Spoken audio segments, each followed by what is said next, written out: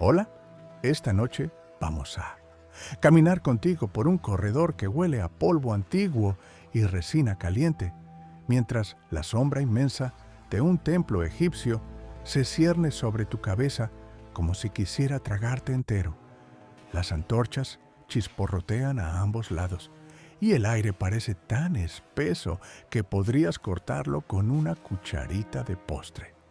Ves jeroglíficos que se retuercen en las paredes, como si observaran cada uno de tus pasos.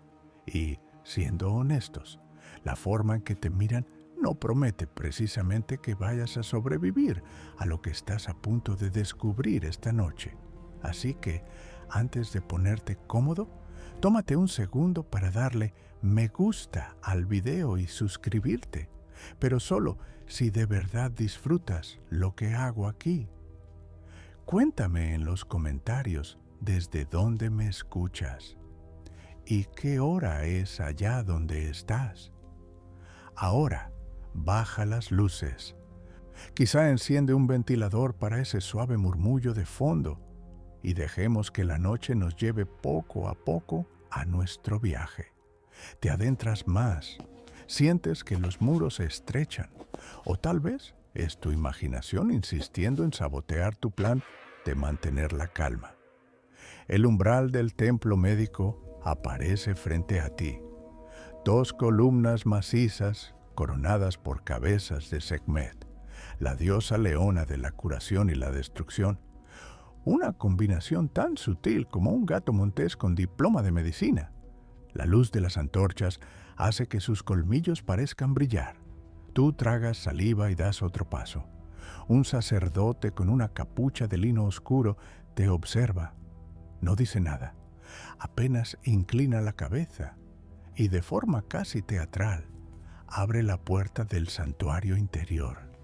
Un olor dulce, mezcla de miel negra y loto, sale disparado hacia ti.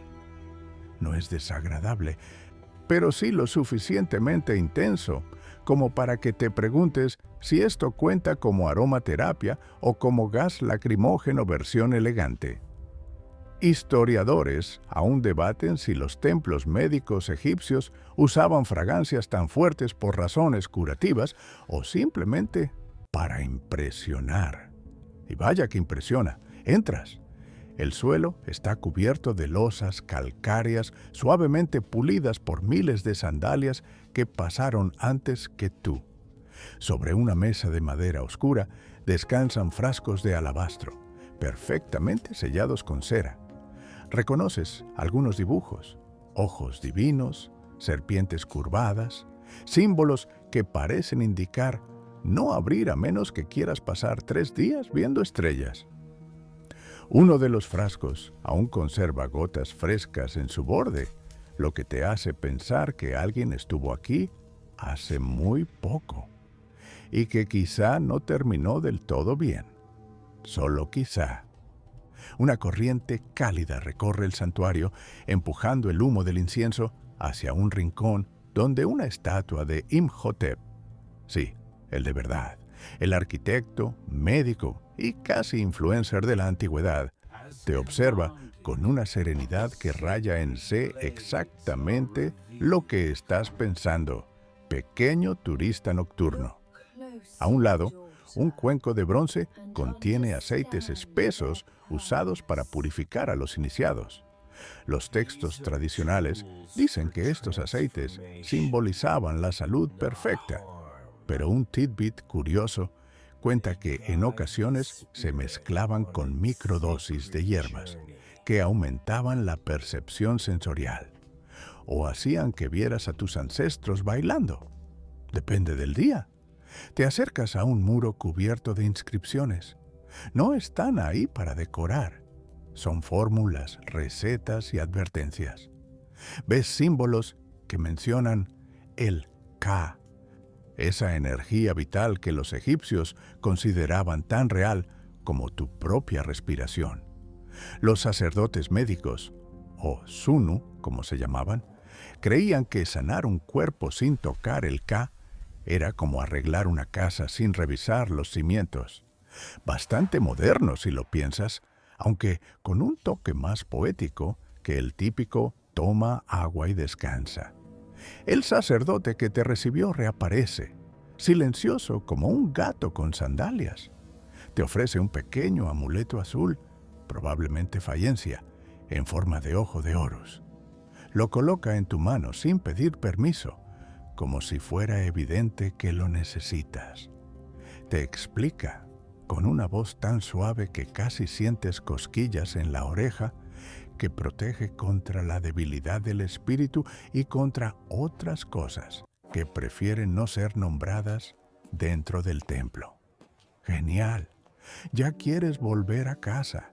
Sigues avanzando, guiado por el sacerdote, hasta que llegas a la sala central, una estancia amplia, iluminada por lámparas de aceite que proyectan sombras ondulantes. En el centro, una mesa de piedra sostiene instrumentos quirúrgicos hechos de bronce y piedra pulida. No tienen nada de crudo. De hecho, algunos están tan finamente labrados que parecen herramientas de joyería. La medicina egipcia tenía fama de ser sorprendentemente sofisticada. Cicatrices cosidas con precisión, férulas de madera ajustadas perfectamente, hasta instrumentos para drenar abscesos. Historiadores aún debaten si algunas de estas técnicas se aprendieron por experiencia o por pura práctica ritual, repetida durante siglos. Te sorprende lo adelantados que estaban y también lo silenciosos que eran al respecto. El sacerdote coloca su mano sobre tu pecho, justo donde late tu corazón.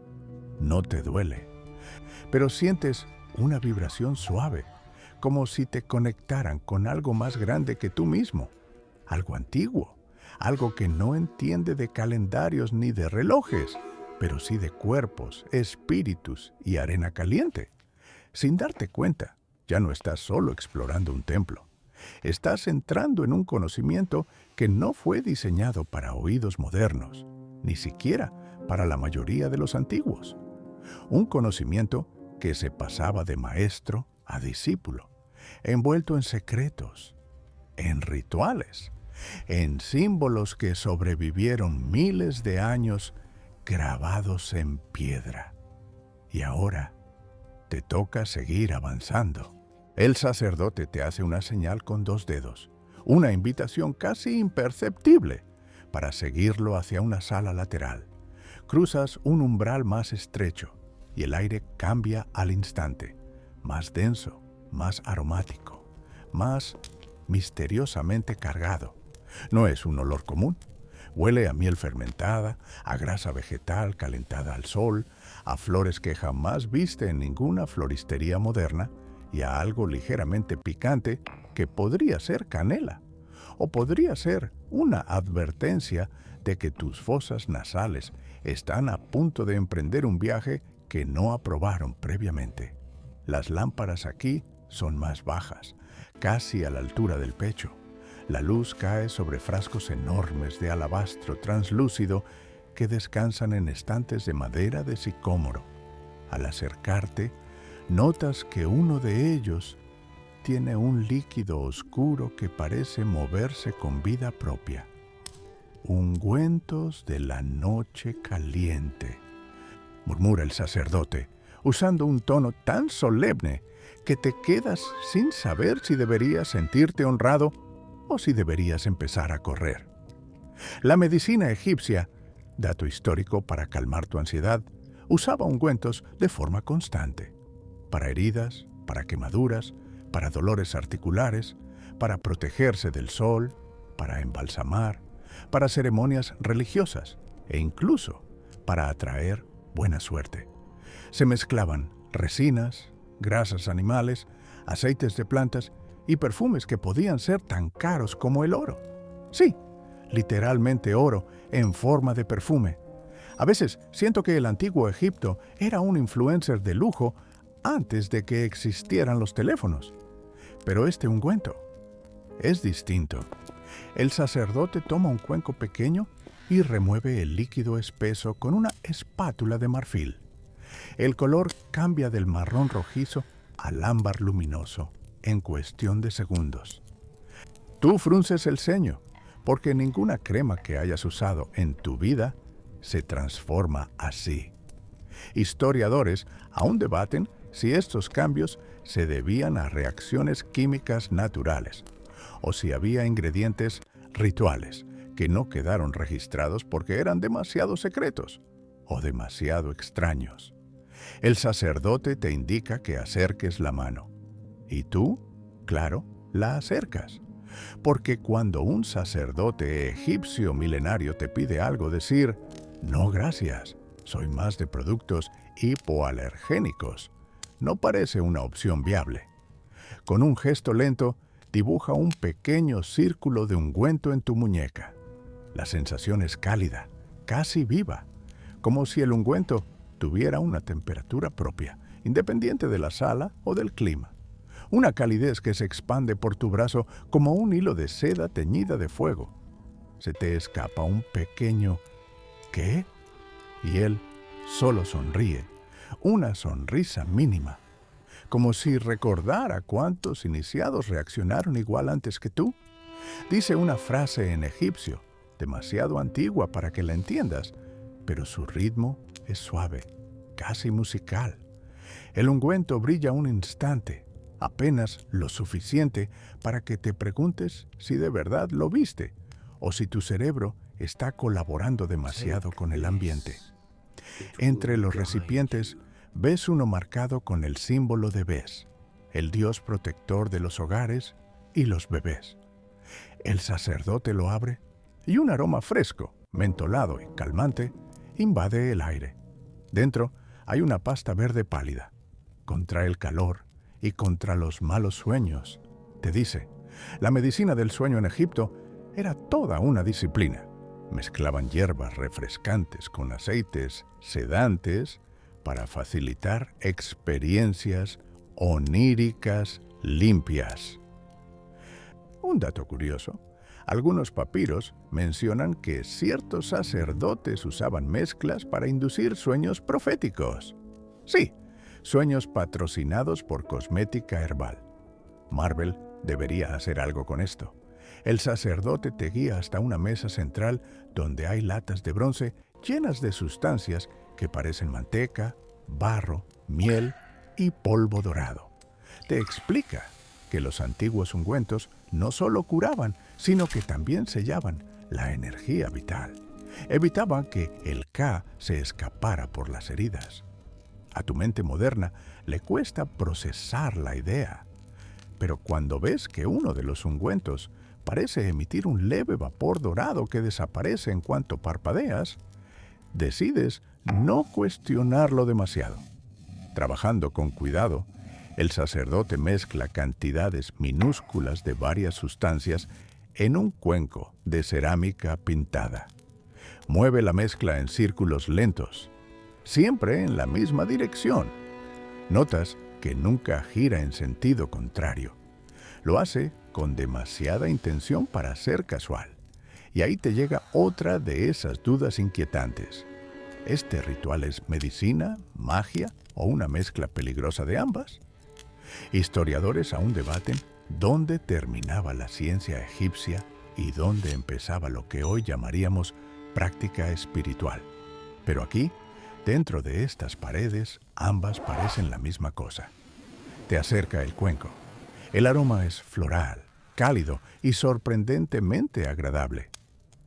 Este es el ungüento del calor nocturno, dice, para proteger tu cuerpo y abrir tus sentidos.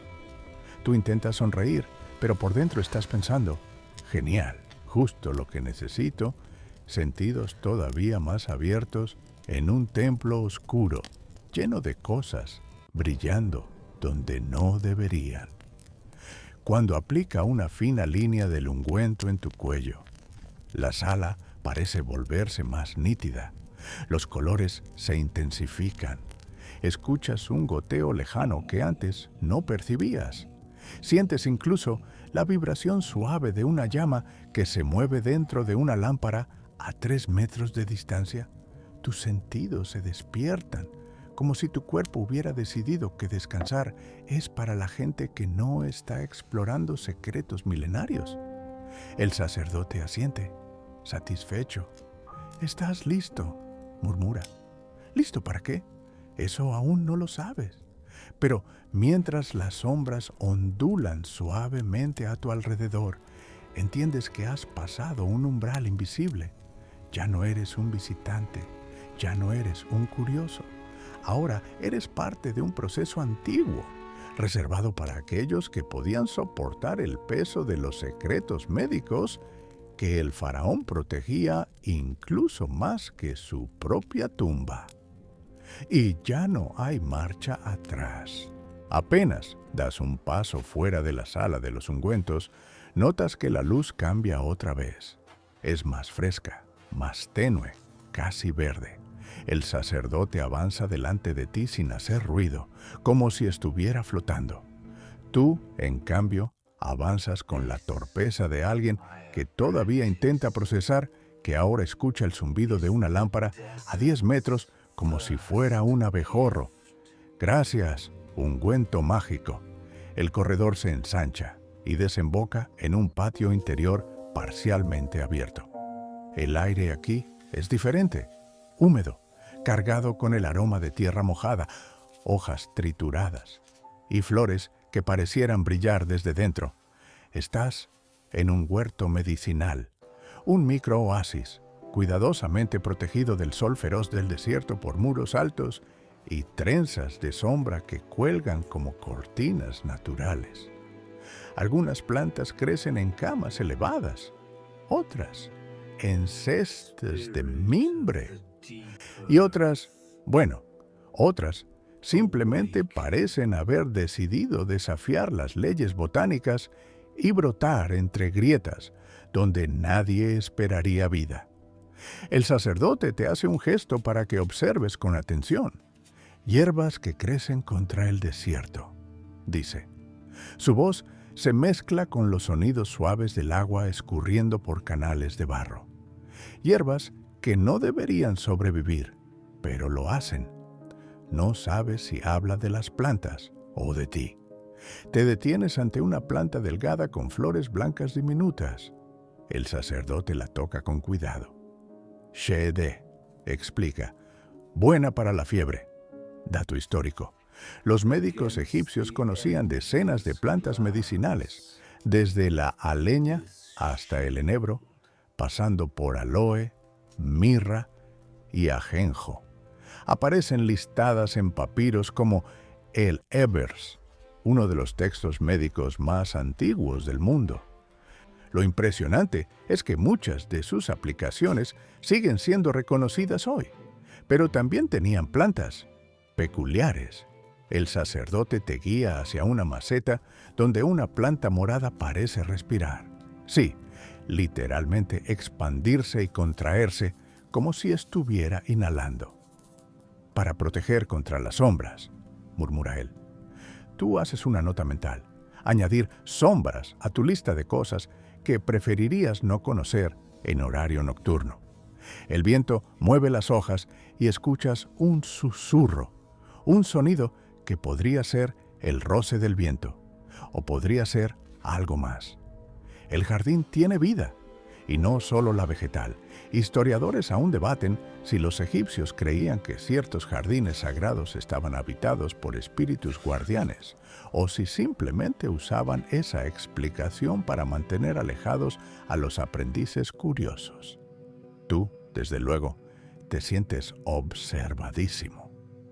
En una mesa de trabajo cubierta por una tela de lino, ves pequeñas pilas de hierbas recién cortadas, manojos de menta del desierto, flores azules de loto sagrado, raíces de forma retorcida que parecen diminutos brazos petrificados. Una raíz en particular llama tu atención. Parece un dedo muy delgado, muy arrugado y muy poco tranquilizador. El sacerdote capta tu gesto y sonríe. No es humano, esta vez. Dice con un tono que pretende ser humorístico, pero no ayuda absolutamente nada. Te guía hacia un estanque pequeño, donde flotan hojas gruesas y redondeadas. Al tocarlas, descubres que están frías, como si nunca hubieran visto el sol. Para bajar inflamaciones, explica. Luego, añade con voz suave, y para embellecer la piel del faraón. Porque claro, además de curar enfermedades, las plantas sagradas también servían para la estética real. Los faraones eran básicamente influencers del año hasta antes de Cristo, pero sin filtros de Instagram. De hecho, un tidbit curioso. Se cree que Cleopatra tenía su propio huerto de plantas para cosmética, incluyendo aloe para la piel y semillas de hinojo para los ojos. La historia no cambia tanto. El sacerdote recoge un manojo de hierbas largas, casi plateadas, y te lo entrega. Al tocarlas, sientes un cosquilleo en los dedos. Estas hierbas crecen donde la arena canta, dice. Tú levantas una ceja porque nunca escuchaste hablar de arena cantante, aunque el desierto tiene tantas rarezas que no debería sorprenderte. Las leyendas hablan de dunas que vibran y emiten sonidos graves, casi musicales, cuando el viento se mueve en cierta dirección. Algunos dicen que eran señales divinas, otros, fenómenos físicos que aún hoy se intentan explicar. Mientras avanzas entre las plantas, notas que algunas están etiquetadas con pequeños amuletos. Otros llevan cordeles trenzados y otros, muy pocos, tienen un símbolo pintado en rojo, un ojo cerrado. El sacerdote baja la voz. Hierbas que solo se tocan en rituales de protección, explica, o cuando el espíritu está desequilibrado. No profundiza, no te gustaría que lo hiciera. Te detienes ante una planta alta de hojas dentadas. El sacerdote te indica que la huelas. El aroma es fuerte, casi embriagante, un poco dulce, un poco terroso. Se te humedecen los ojos. ¿Qué es eso?, preguntas con voz temblorosa. Una planta para abrir las vías del aliento. Lo que probablemente significa que acabas de inhalar algo equivalente a 20 mentolados al mismo tiempo. Te sientes más despierto que nunca. Tu corazón late rápido. El aire parece vibrar. Cada brizna de polvo brillando al sol parece un pequeño cometa a cámara lenta. El sacerdote te coloca una mano en el hombro, firme, como si supiera exactamente lo que estás sintiendo. El huerto te acepta, murmura. Es una frase simple, pero en su tono se mezcla respeto y cierto alivio, como si no todos los iniciados superaran esta parte. En el centro del huerto hay una plataforma baja con una piedra rectangular cubierta de marcas hechas a mano. Allí, las hierbas se trituraban, se mezclaban y se convertían en medicinas. Te invita a colocar una hoja sobre la piedra, lo haces. Y algo curioso ocurre. La hoja deja un rastro de luz suave al moverse. ¿La planta brilla?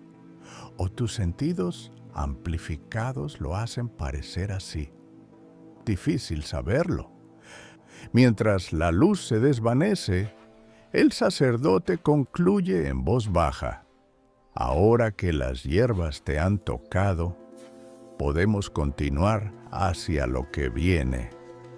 Y la forma en que lo dice no te tranquiliza nada. El sacerdote avanza hacia otro pasillo lateral y tú lo sigues con la sensación de que tus sentidos están afinados como un instrumento recién templado. Cada sonido resuena más claro, cada sombra parece más profunda y el calor del ungüento todavía pulsa suavemente en tu muñeca y en tu cuello. El aire se vuelve más seco, más caluroso, como si hubieras entrado en un horno lento. Y entonces llegas, la sala de los aceites solares. Una puerta de piedra se abre sin esfuerzo, algo imposible para su tamaño. Pero a estas alturas ya dejaste de intentar aplicar la lógica cotidiana a este templo. Dentro, la luz cambia otra vez. No viene de lámparas ni de antorchas. Viene de los propios aceites.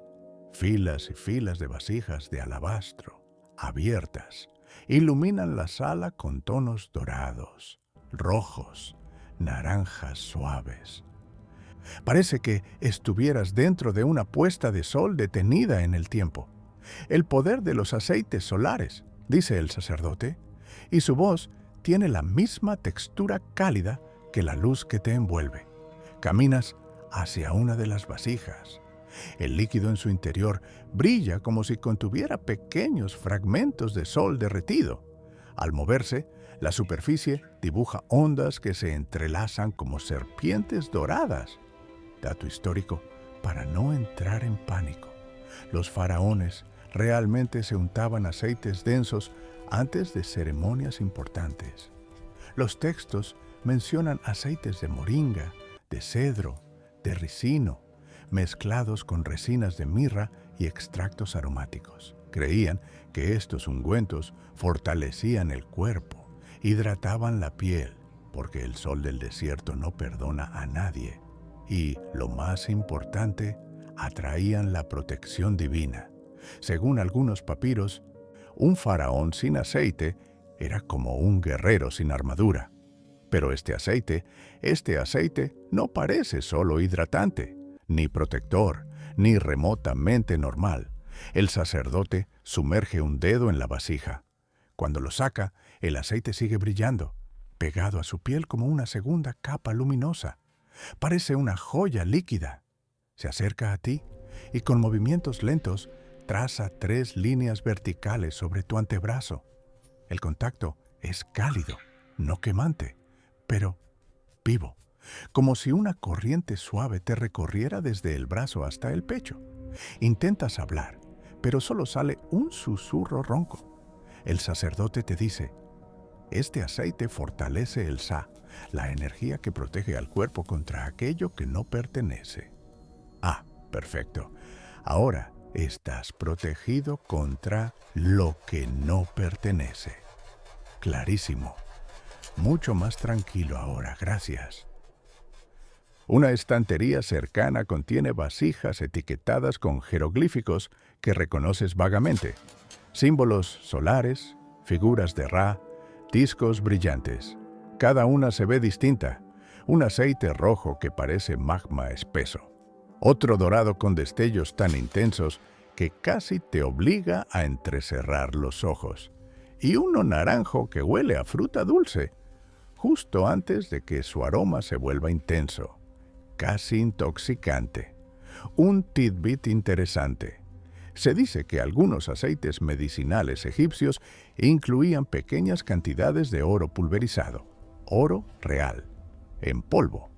Por eso algunos ungüentos parecían brillar. Los aristócratas lo usaban como símbolo de pureza y estatus. ¿Funcionaba? Historiadores aún debaten si tenía algún efecto fisiológico o si solo era la versión faraónica del lujo porque sí. El sacerdote abre otra vasija. Esta es más profunda, más gruesa, casi como miel oscura. El aroma es poderoso. Notas resina, madera, algo ligeramente cítrico y un toque especiado. Te pide que acerques las palmas hacia arriba. Obedeces. Deja caer una pequeña gota en cada mano. Cuando toca tu piel, la sensación es extraña. Fría primero, luego cálida, luego neutra. Como si tu cuerpo estuviera tratando de decidir qué hacer con esa sustancia. Y entonces pasa lo inesperado. El aceite se enciende, no con fuego, sino con luz. Una luz suave que se desliza por tus manos como si estuviera dibujando trayectorias invisibles. Por un instante, puedes ver venas que normalmente no notarías, como líneas celestes brillando bajo la piel. Esto, dice el sacerdote con voz reverente, es para ver lo que está oculto. ¿Ver qué? ¿A quién? ¿Por qué? Todas preguntas válidas que decides no formular porque sospechas que las respuestas no te van a dejar dormir. Caminas hacia otra mesa, donde hay pequeñas cajas talladas. Al abrir una, encuentras un instrumento de bronce con forma de gota. Tiene un hueco central donde, aparentemente, se colocaba aceite antes de masajear zonas específicas del cuerpo. El sacerdote te explica que los aceites solares también se usaban en rituales de energía, para limpiar bloqueos y fortalecer el espíritu antes de ceremonias importantes. Los masajes rituales eran tan precisos que algunos interpretan los dibujos como evidencia de un conocimiento anatómico avanzado. Mientras escuchas, ves cómo una vasija en la esquina se agita sin que nadie la toque. El aceite en su interior forma ondas perfectas, simétricas, como si respondiera a tu respiración. Tu corazón late un poco más fuerte. El ungüento del huerto abrió tus sentidos. Sí, pero no esperabas que eso también hiciera reaccionar al aceite. Respiras hondo. El sacerdote coloca ambas manos en tu espalda, justo donde se unen los omóplatos. El aceite que te aplicó comienza a irradiar calor en esa zona como si estuviera activándose. No temas, dice él. El sol interior necesita despertarse antes de continuar. Y tú piensas, ¿sol interior? ¿Había más fases? ¿De cuántas capas está hecha la medicina secreta de los faraones? ¿Estoy listo para esto? ¿O debería haberme quedado viendo vídeos de gatos? El sacerdote te conduce hacia otra puerta. Los aceites detrás de ti palpitan una última vez, como si te despidieran. Sus luces se apagan lentamente, regresando a su estado latente. Sigamos, dice tu guía, y tú, con las manos todavía brillando y el corazón latiendo más rápido de lo habitual, sigues avanzando hacia lo que sea que venga, aunque una parte de ti sospecha que esto es solo el principio del calentamiento. El sacerdote gira hacia un corredor más estrecho, donde el aire se vuelve denso como pergamino húmedo. Las paredes se llenan de inscripciones diminutas, tan finas que parecen haber sido talladas por manos que jamás temblaron. La luz del aceite solar, que aún brilla débilmente en tus manos, ilumina esos símbolos con destellos dorados. Y ahí, justo en ese pasaje, sientes un cambio en el ambiente, más silencio, más peso, como si hubieras cruzado una frontera invisible entre lo que se enseñaba y lo que se ocultaba. Llegas a una cámara pequeña, con apenas suficiente espacio para una mesa y 2 estantes. Sobre la mesa descansan rollos de papiro cuidadosamente enrollados, sellados con cordeles de lino y bloques de arcilla estampados. Los sellos representan ojos, estrellas, serpientes, espirales, y uno que definitivamente no te gusta, una boca abierta, como gritando. Los papiros que nunca se copian, dice el sacerdote, bajando la voz hasta un susurro que se arrastra como polvo fino. El nombre es inquietante, pero literal. Estos papiros no se reproducían, no se copiaban, no se enseñaban en escuelas médicas, no se almacenaban en bibliotecas templarias comunes. Eran textos reservados para la élite sacerdotal, para los curanderos del faraón y para quienes necesitaban saber demasiado. Historiadores aún debaten si estos papiros hablaban de técnicas avanzadas, de recetas difíciles o de prácticas que mezclaban medicina con magia a un nivel que habría metido miedo incluso al escriba más experimentado. El sacerdote rompe el sello de un papiro. Tú inhalas suavemente. El aroma que emana es viejo, dulce, casi balsámico. El papiro se despliega con un crujido suave, como si despertara de un sueño larguísimo. La escritura es densa, jeroglífica, con ilustraciones pequeñas que muestran cuerpos humanos, líneas que los atraviesan, formas que parecen representar energía, respiración, flujos vitales. También hay símbolos pintados en rojo, señal inequívoca de advertencias o secretos. En una ilustración ves a un sacerdote colocando las manos sobre el pecho de un enfermo. De sus palmas salen líneas onduladas, como ondas de calor. Es un procedimiento de diagnóstico. Sí, diagnóstico energético en el año 1500 a.C. Nada de máquinas, nada de pantallas, solo manos, intuición y, según estos papiros, algo más. El sacerdote, tu sacerdote, te observa con una mezcla de orgullo y precaución. Señala una sección del papiro. Las palabras, traducidas lentamente, dicen: el cuerpo habla en calor y en sombra, el espíritu habla en luz y en vacío. El sanador escucha aquello que no suena. Y tú piensas, maravilloso, una especialización en cosas que no existen, pero sí existen. Justo lo que te faltaba. En otro dibujo aparece un conjunto de frascos pequeños con etiquetas que indican combinaciones raras. Resina de acacia con fragmentos de lapislázuli, polvo de raíz quemada mezclada con clavos aromáticos, pétalos secos que parecen haber pertenecido a un loto ya extinto.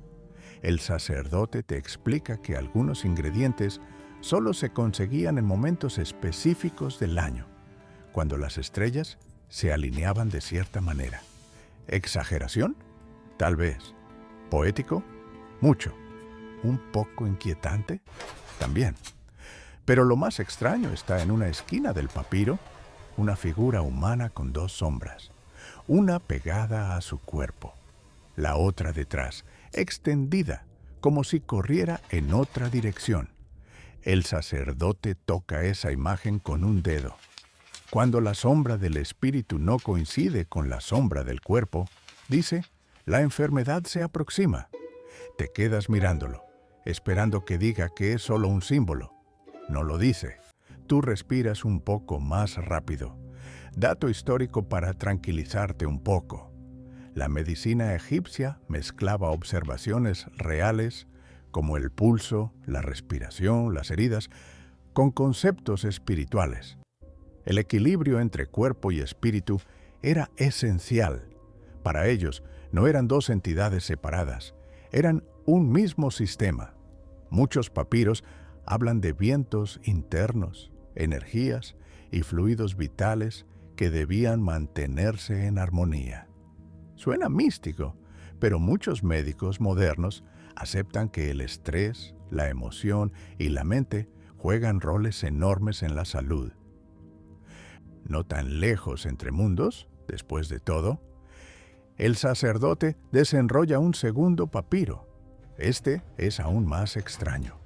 Está lleno de dibujos geométricos, círculos concéntricos, triángulos dentro de cuadrados, líneas onduladas cruzadas por flechas diminutas. Y ahí, en medio, un cuerpo humano con puntos dorados marcando articulaciones y centros de calor. Para proteger al faraón, dice, algunos sanadores memorizaron estos puntos y estos caminos. Tú, que ya estás viviendo con demasiada información, preguntas, ¿son rutas de energía? El sacerdote sonríe. Son rutas de vida. No sabes si sentir respeto o miedo. Levanta un tercer papiro, más delgado, casi transparente. Está tan deteriorado que parece que podría desintegrarse si respiras demasiado fuerte. Sin embargo, las palabras son visibles. Y lees algo que te hace temblar un poco. No enseñes este arte al que teme. No enseñes este arte al que duda. No enseñes este arte al que busca poder. Enséñalo solo al que escucha. El sacerdote te mira en silencio. Tú tragas saliva, muy fuerte. Luego cierra los papiros con gestos suaves, rituales. Los envuelve en un paño de lino y los guarda en un cofre de madera perfumada. ¿Has visto lo que no se copia?, murmura. Ahora debes entrar en lo que no se cuenta. Y antes de que puedas preguntar qué significa exactamente eso, él ya está caminando hacia la siguiente puerta.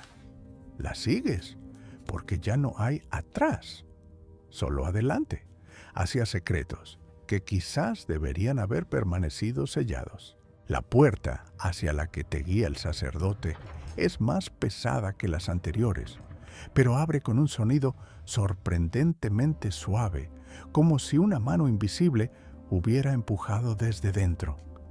Entras en una sala silenciosa, amplia, iluminada por lámparas que cuelgan desde ganchos de bronce.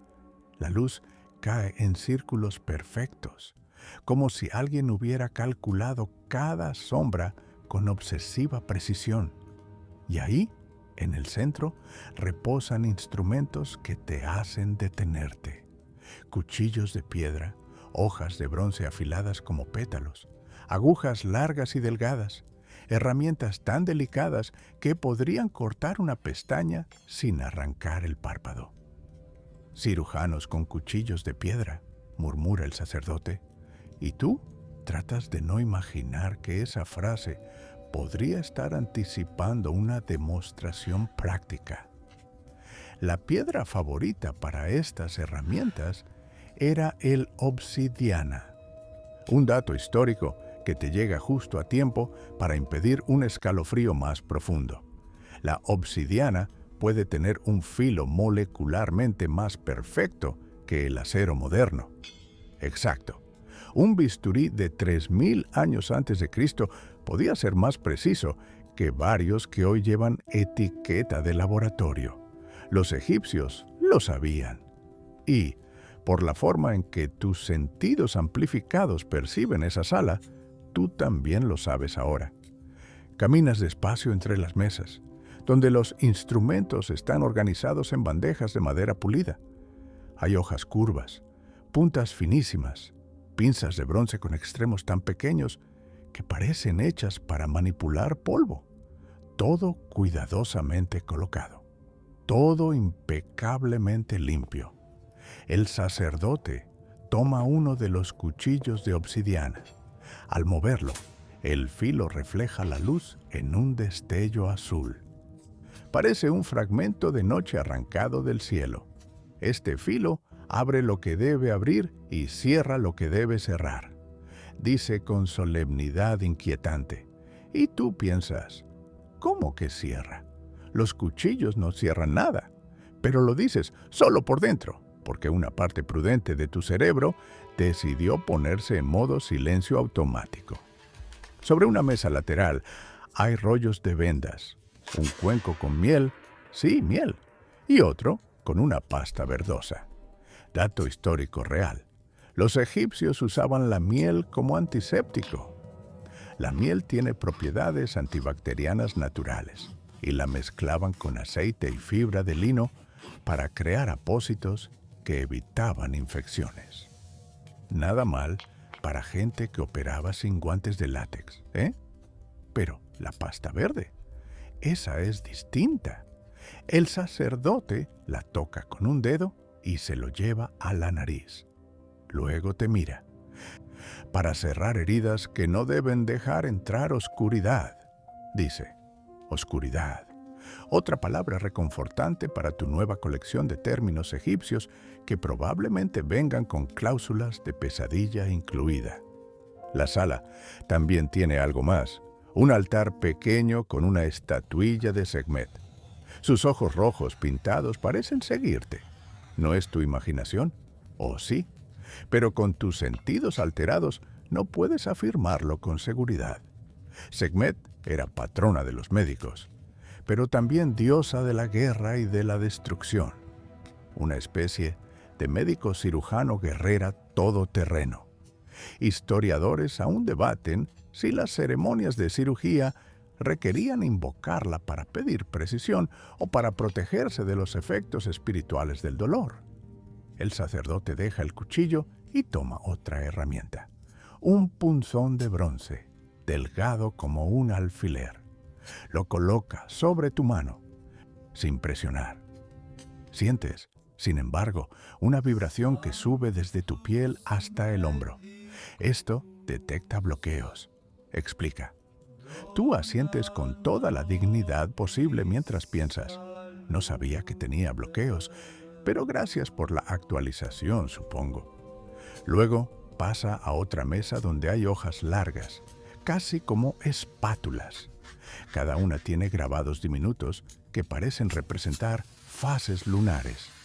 Para operaciones donde la luz afecta el resultado. Dice, espera, ¿qué? ¿La luz afecta a la cirugía? ¿Qué tipo de medicina es esta? ¿Cirugía astromédica? ¿Fototerapia ritual? Historiadores aún debaten si las fases lunares influían en ciertas prácticas médicas o si solo eran simbolismos. Pero estos instrumentos no parecen meramente decorativos. En una esquina ves una mesa cubierta con una lona oscura. El sacerdote la retira con cuidado. Debajo hay un maniquí humano hecho de lino relleno con arena. Está pintado con órganos en tonos rojos, verdes y azules. Un modelo anatómico. Sí, los egipcios tenían modelos anatómicos. Un dato poco mencionado pero fascinante. Algunos papiros describen estudios detallados del corazón, hígado y pulmones, incluso si nunca desarrollaron disecciones humanas formales en el sentido griego. La embalsamación, sin embargo, les daba mucha práctica extraoficial. El sacerdote toca el pecho del maniquí y recita una frase en voz baja. Parece un ritual, pero también una instrucción. El corazón decide la vida, las manos solo obedecen. Es entonces cuando notas algo. Uno de los cuchillos en la mesa vibra ligeramente. No lo está tocando nadie. No hay viento, no hay movimiento. Y sin embargo, vibra. El sacerdote no parece sorprendido. Este templo recuerda, dice simplemente. ¿Recuerda qué? ¿Quién? ¿Los cirujanos que trabajaron aquí? ¿Las heridas que sanaron? ¿Las que no? Te acerca una bandeja con instrumentos y te pide que sostengas uno. Es un pequeño cincel de obsidiana, ligero como una pluma, aterrador como un bisturí hecho por un dios. El sacerdote guía tu mano hasta un punto del maniquí. Aquí, dice, te muestra cómo presionar, cómo inclinar la herramienta, cómo medir la respiración. No estás operando nada real y aún así sientes un peso enorme, como si algo estuviera observándote, evaluando si tus manos pueden algún día hacer lo que hacen los suyos. Un escalofrío te recorre la espalda, pero no sueltas la herramienta. Algo en ti, quizá el brillo del aceite solar, quizá la mezcla de ungüentos, quizá pura adrenalina, te impulsa a continuar. El sacerdote asiente. Un gesto breve, pero suficiente para decirte que al menos no lo hiciste mal. Ahora, murmura, estás listo para ver cómo la medicina se mezcla con la vida. Y tú piensas, ¿antes no se estaba mezclando ya? Pero lo sigues, porque a estas alturas también quieres saber. El sacerdote te conduce a una cámara más amplia, circular, donde el eco parece respirar antes que tú. Al entrar, notas que el aire vibra, como si hubiera un susurro constante que no viene de ninguna parte y de todas a la vez. El techo es alto, abovedado, decorado con discos solares y estrellas pintadas con pigmentos que aún brillan después de milenios. En el centro, un círculo de piedra pulida. A su alrededor, instrumentos que no son bisturíes, ni ungüentos, ni hierbas, sino objetos musicales, liras pequeñas, flautas largas, cascabeles, tambores de cerámica y unas varillas de bronce delgadas como agujas de sonido. El sonido que sana, dice el sacerdote, aunque el bullet del esquema lo nombraba de otra forma. La música que cura huesos. ¿Y ves por qué? Algunas de estas varillas descansan sobre tablillas con dibujos anatómicos. No son instrumentos para entretenimiento, son herramientas. La música tiene poder en casi todas las culturas, pero en Egipto tenía función medicinal. Dato histórico real. Los sacerdotes de Hathor y de Bes usaban música para aliviar dolores, inducir relajación e incluso acompañar partos. Los textos mencionan cantos rituales para fortalecer el corazón y reducir fiebre. Funcionaba. Historiadores aún debaten si era placebo, técnica respiratoria, o si realmente había una comprensión protoacústica.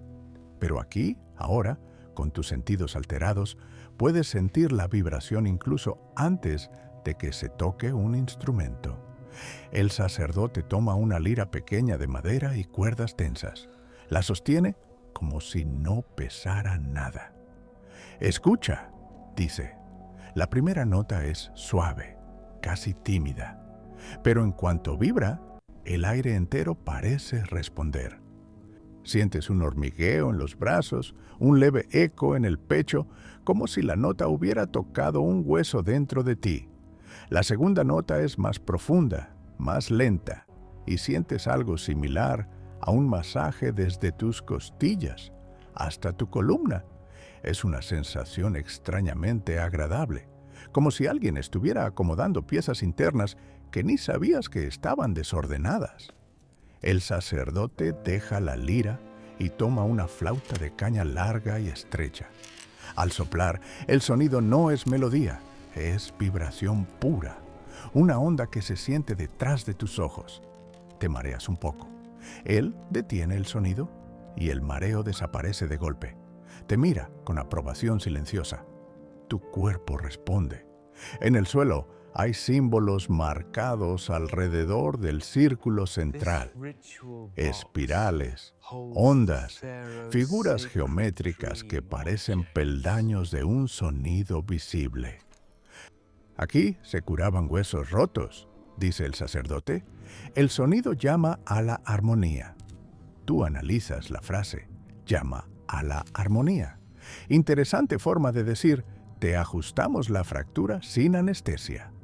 Te invita al centro del círculo. Tus pasos suenan distintos aquí, más resonantes, como si el piso fuera hueco. No lo es sólido. Pero algo debajo, quizá cámaras de aire, quizá estructuras rituales, amplifica el sonido. Cuando te detienes en el centro, la sensación cambia por completo. Ya no eres tú el que escucha al templo, sino el templo el que te escucha a ti. El sacerdote levanta una de las varillas de bronce y la golpea suavemente contra otra. El sonido es un ting puro, cristalino.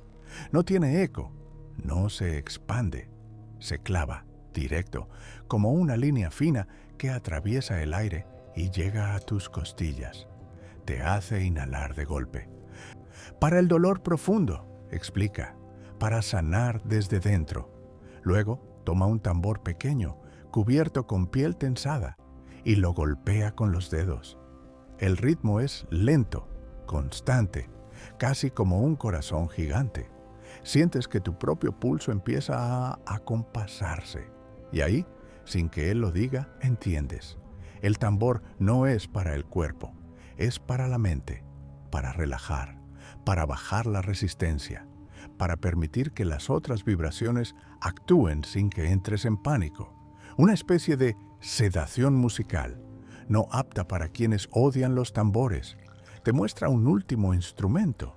Es pequeño, redondo, una especie de disco metálico con un hueco central. Lo agita suavemente. El sonido es agudo, pero no duele.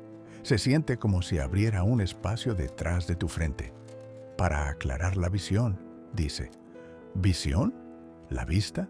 ¿La mente? ¿La intuición? Él no lo aclara, porque los egipcios amaban la poesía incluso cuando estaban describiendo procedimientos médicos. Un tidbit curioso que el sacerdote no menciona, pero tú recuerdas.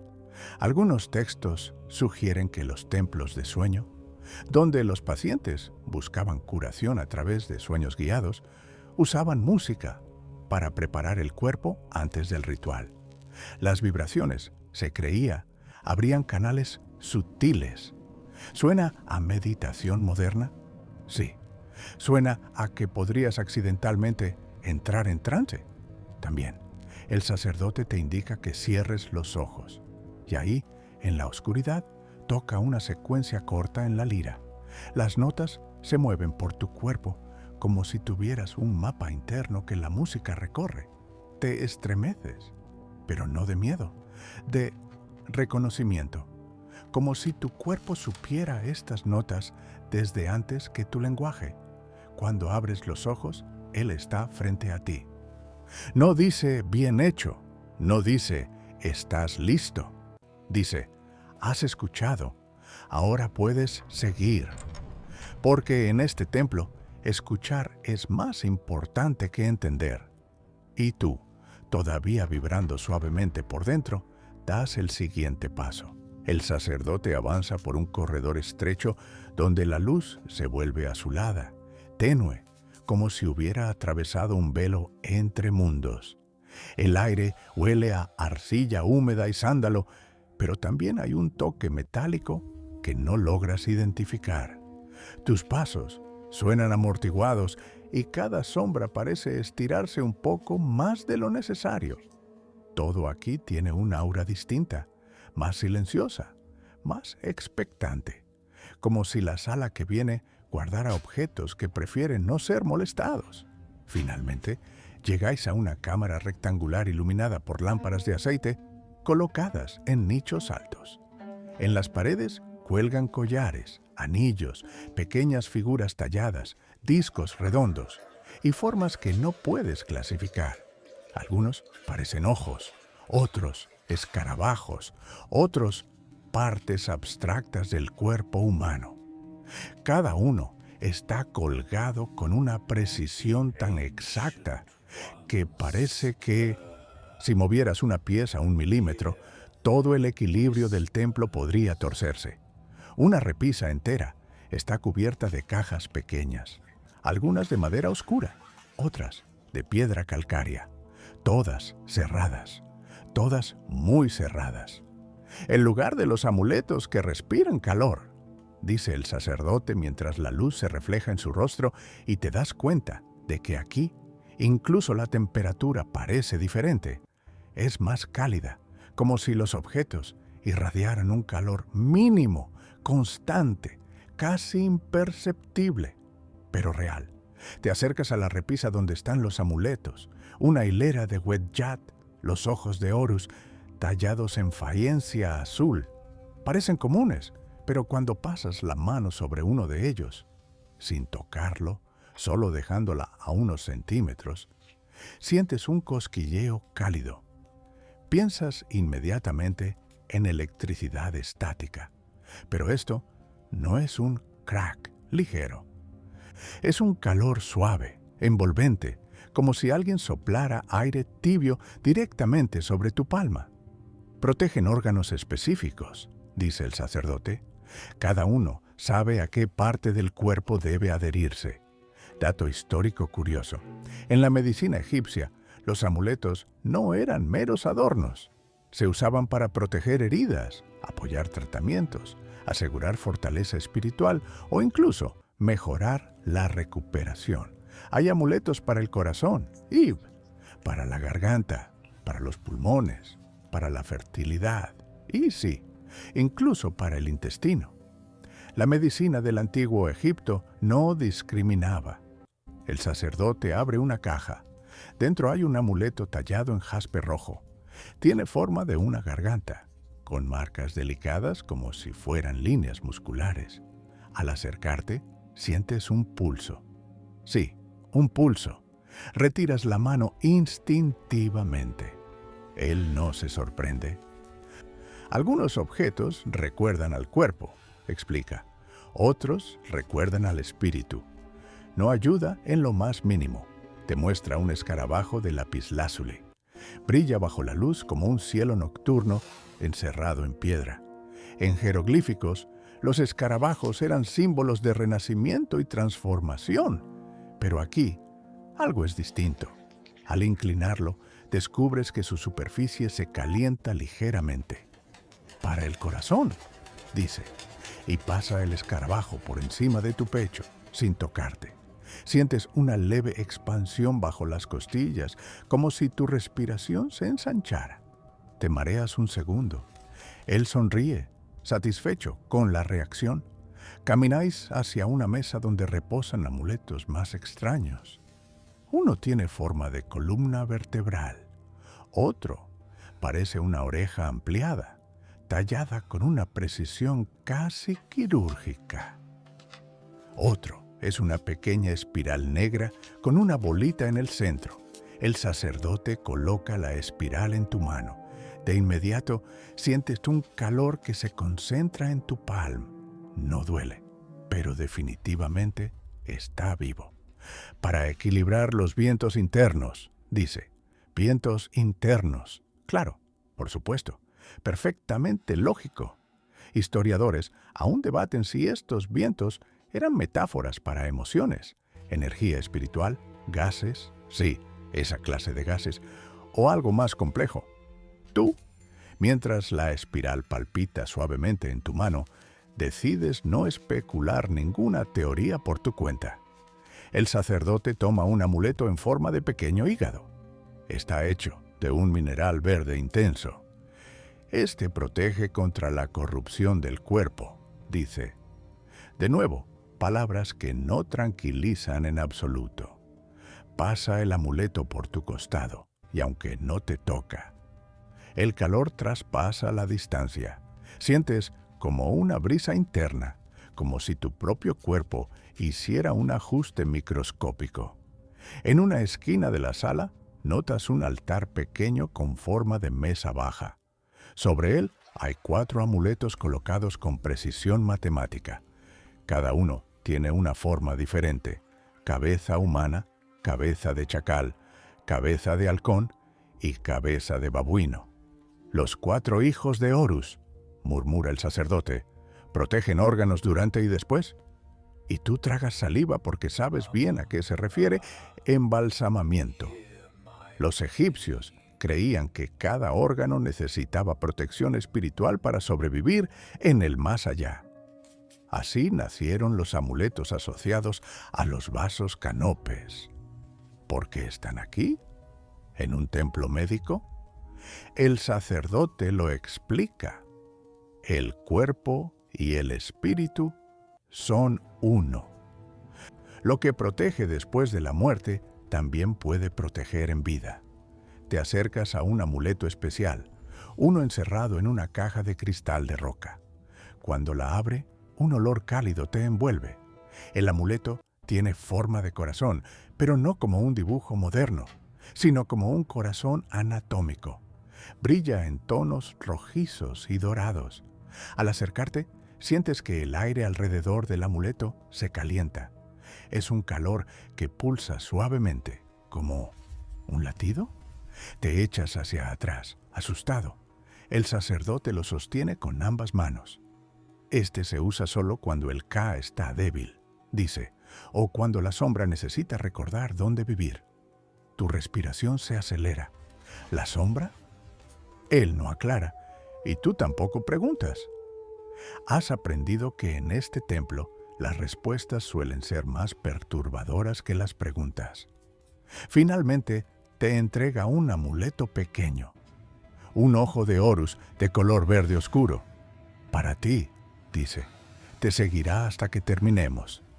Lo coloca alrededor de tu cuello. El metal, o mineral, se calienta al jugar con tu piel. No es incómodo, pero tampoco es normal. Los amuletos viven, dice él, mientras la luz parpadea. Y si viven, protegen. Y tú, con un amuleto palpitando suavemente en tu pecho, das otro paso más profundo en el misterio. El sacerdote te guía fuera de la sala de los amuletos, y el aire parece enfriarse de inmediato, como si las vibraciones cálidas que palpaban dentro de tu pecho hubieran quedado atrás. El pasillo se vuelve más estrecho, más silencioso. Las paredes cambian de acabado. de piedra suave a una textura rugosa, casi áspera, como si hubieran sido talladas con prisa o con nervios. La luz se atenúa, tu respiración se oye más fuerte, incluso el amuleto que llevas colgado, ese ojo verde que late suavemente, parece escuchar. Llegas a una sala pequeña, de techo bajo y proporciones austeras. En el centro, sobre un pedestal de granito negro, descansa una figura tallada que reconoces casi al instante. Un corazón. No un corazón estilizado, no un símbolo poético. Un corazón anatómico, tallado con exactitud inquietante, en un material que parece piedra, pero que refleja la luz como piel húmeda.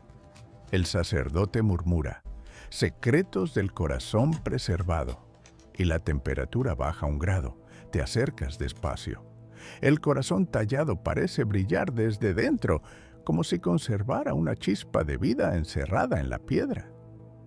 La superficie tiene vetas rojizas y doradas, y hay líneas jeroglíficas diminutas que rodean su base, formando un círculo cerrado. Te preguntas cuántas manos lo tocaron antes, cuántos rituales se hicieron alrededor de este objeto que se siente demasiado real para tu tranquilidad.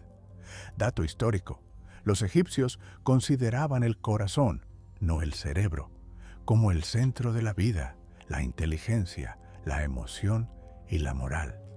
Durante la momificación, dejaban el corazón dentro del cuerpo, mientras otros órganos se retiraban y preservaban en vasos canopos. Para ellos, el corazón contenía la memoria espiritual. Sin él, no había juicio ante los dioses. Así que sí, estar aquí, frente a un corazón petrificado que parece respirar por sí mismo, no es exactamente relajante. El sacerdote extiende su mano y recita una frase suave, antigua. La cámara vibra apenas. No es el tipo de vibración que sientes en el suelo, sino en tu esternón. Allí, justo donde descansa tu propio corazón, un pulso, una respuesta, como si algo dentro de ti reconociera el llamado. Se te eriza la piel. El sacerdote te observa con atención.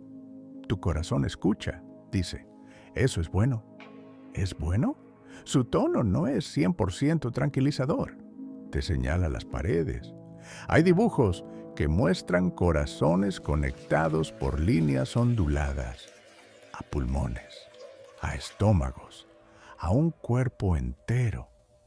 En una imagen, un sacerdote coloca su mano sobre el pecho de un enfermo. De su mano salen símbolos luminosos, dibujados con pigmento rojo. El corazón puede fortalecerse, explica el sacerdote, pero también puede mentir. ¿Mentir? ¡Ah! ¡Fabuloso! Ahora resulta que tu corazón puede tener agenda propia. En uno de los jeroglíficos, ves a un faraón extendiendo su brazo mientras un médico sostiene un cuenco lleno de un líquido oscuro. El sacerdote te explica que existían rituales para rejuvenecer el corazón, que combinaban aceites, recitación y presión en puntos específicos del pecho. Y aquí llega el tidbit extraño. Algunos textos mencionan que el corazón podía calentarse tanto que hablaba en sueños. Sí, básicamente un podcast nocturno interno. Maravilloso. El sacerdote coloca su mano sobre tu esternón. No presiona, solo reposa ahí. Y tú sientes de inmediato una expansión en el pecho, como si tu corazón se abriera un poco más o se hiciera más grande. Un calor sube desde la caja torácica hacia la garganta. No duele, pero se siente exponerte. Cada corazón tiene una sombra, dice. Perfecto, hermoso. Una frase absolutamente diseñada para quitarte el sueño. Te muestra otro objeto, un pequeño talismán en forma de pluma. La pluma de Maat, dice, la justicia, la verdad. ¿Sabes lo que viene? En el más allá, el corazón era pesado contra la pluma. Si el corazón era más pesado, lleno de malas acciones, desequilibrios o corrupción del espíritu, era devorado por Amit. Básicamente, un juicio final con consecuencias bastante contundentes. Historiadores aún debaten si esta creencia influenció tratamientos médicos. Algunos piensan que sí, que los médicos intentaban equilibrar al paciente emocionalmente antes de curarlo físicamente. Otros creen que era solo mito religioso. Pero tú, aquí dentro, sintiendo que tu corazón responde a un corazón de piedra, sospechas que había algo más profundo. El sacerdote te guía a un banco bajo. Siéntate, dice. Vamos a probar tu respiración. Tú obedeces. Él coloca el corazón tallado frente a ti. Te indica inhalar por la nariz, profundamente. Al hacerlo, el corazón de piedra emite un brillo casi imperceptible. Al exhalar, tu propio amuleto se calienta. Ambos te escuchan, dice. No sabes si eso es motivo para alegrarte o para empezar a huir. Luego, realiza un gesto circular con sus manos sobre tu pecho. Sientes tu corazón latiendo más fuerte, no acelerado, solo más claro, como si hubieran retirado capas de ruido alrededor. Y es entonces cuando ocurre algo inesperado. Por un breve instante, el corazón tallado palpita. Sí, palpita. Una única contracción visible, un pequeño movimiento, una onda, como un eco del tuyo. Tú te congelas. Tu corazón da un salto violento. El sacerdote, en cambio, asiente con calma. Eso significa que reconoce tu presencia, murmura. Es raro, pero es bueno. ¿Raro? ¿Bueno? ¿Ambas cosas? Tu cerebro está procesando emociones incompatibles simultáneamente. El sacerdote recoge el corazón, lo aleja del pedestal y lo envuelve en un paño rojo. Lo guarda en una caja. Te observa con una expresión que no sabes clasificar. Orgullo, preocupación, expectativa. Tu corazón está despierto, dice, y eso te permitirá continuar. Y tú, todavía temblando, todavía sintiendo tu pulso rebotando en todo el cuerpo, te pones de pie. El camino hacia lo que viene será aún más profundo. Y lo sabes. El sacerdote te conduce hacia un pasadizo que desciende ligeramente, como si bajaras hacia un nivel del templo reservado para conocimientos más delicados. El aire cambia de inmediato. Ya no es cálido como en la sala de los amuletos, ni vibrante como en la cámara de la música. Aquí, el aire es más denso, más pesado, casi húmedo, como si algo invisible lo estuviera ocupando contigo. Te da la sensación de estar caminando por el interior de una respiración ajena. La luz disminuye. Tus pasos suenan más apagados. Y tu amuleto, el ojo verde que cuelga en tu pecho, late suavemente, como si percibiera algo antes que tú. Llegas a una cámara desnuda, sin estatuas, sin instrumentos, sin mesas. Solo paredes de piedra con marcas irregulares que parecen hechas por dedos ansiosos. En el centro, una lámpara de aceite arde débilmente, proyectando sombras largas que se estiran como criaturas curiosas. El sacerdote se detiene justo en la entrada. Has llegado a la sombra que provoca fiebre, dice, y la expresión en su rostro no es solemne, es cautelosa. Su frase te atraviesa como un escalofrío. ¿La sombra provoca fiebre? ¿Estamos hablando de un fenómeno natural, de un espíritu, de una metáfora médica? La sala no te ayuda a decidir. Tiene algo de cueva, algo de santuario, algo de lugar donde no deberías estar a menos que tengas autorización divina. Dato histórico, para agarrarte a algo racional. En la medicina egipcia, muchas enfermedades no se atribuían solo a causas físicas. Se hablaba de demonios del desierto, aires corrompidos, visitantes nocturnos que podían entrar en el cuerpo y provocar fiebre, cojera, mareos o confusión, demonios literales, infecciones, insomnio. Historiadores aún debaten qué tan literal era esta visión, pero tú, aquí dentro, no estás en modo debate académico, estás en modo supervivencia educada. El sacerdote te indica que avances solo. Tú, con un nivel de valentía que no sabías que tenías, das un paso y sientes el cambio al instante. La sombra de tu propio cuerpo parece más grande, no más larga, más tensa, como si se hubiera llenado por dentro. La lámpara parpadea, pero no por viento. No hay viento. La llama se inclina hacia ti, como si estuviera observando también. El sacerdote habla desde el umbral. La fiebre no siempre viene del cuerpo, a veces viene de la sombra. Perfecto, magnífico. Palabras diseñadas específicamente para que jamás duermas en una habitación oscura otra vez. Miras tu sombra, no hace nada extraño, solo está ahí, pero cuando inhalas, notas algo peculiar. El aire se calienta alrededor de tus piernas, como si la temperatura subiera solo donde tu sombra toca el suelo. Es imperceptible, pero real. Sientes hormigueo en la piel. Los antiguos médicos sabían que la fiebre anunciaba lucha, continúa el sacerdote, y no toda lucha se veía. Te acerca un cuenco de cerámica desde lejos, sin entrar. Huele esto. Lo haces. El aroma es fuerte, mezcla de hierbas amargas, limón seco y un toque de incienso. Te despeja la mente en el acto. Sientes tus pensamientos ordenarse, como si alguien hubiera ajustado tu temperatura mental.